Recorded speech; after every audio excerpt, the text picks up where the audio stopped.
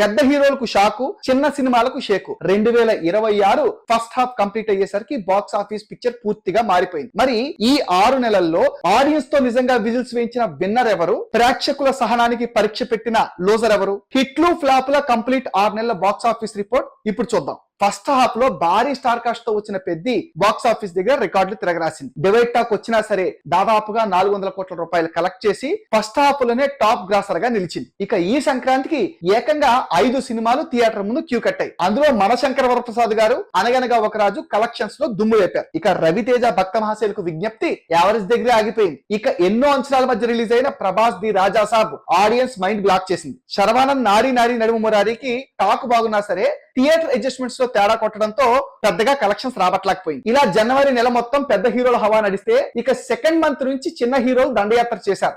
ఇక ట్రైలర్ తోనే అంచనాలు పెంచేసిన Funky, Euphoria, hey Balavanth, Vishnu Vinyasam, Chidambaram garu flop movies గా మిగిలిపోయాయి. కపుల్ ఫ్రెండ్లీ ఓకే అనిపించుకుంది. మార్చ్ లో భారీ హైప్ క్రియేట్ చేసిన పవర్ స్టార్ ఉస్తాద్ భగత్ సింగ్ ఇలా వచ్చి అలా వెళ్ళిపోయింది. దానితో పాటు మృత్యుంజయ, సరస్వతి, సాంప్రదాయని, శుద్ధపూసని, బ్యాండ్మాలన్ సినిమాలు కూడా సేమ్ అంతే. శర్వా ఎన్నో ఆశలు పెట్టుకున్న బైకర్ కి స్పీడ్ సరిపోలేదు, కమర్షియల్ గా నష్టాలు మిగిల్చింది. ఇక అడివిశేష్ డెకాయిట్, పాపం ప్రతాప్, తిమ్మరాజుపల్లి టీవీ మూవీ కూడా ఫ్లాప్స్ గానే మిగిలిపోయాయి. ఫస్ట్ హాఫ్ లో చిన్న సినిమాల్లో పెద్ద హిట్ కొట్టింది రాకాస.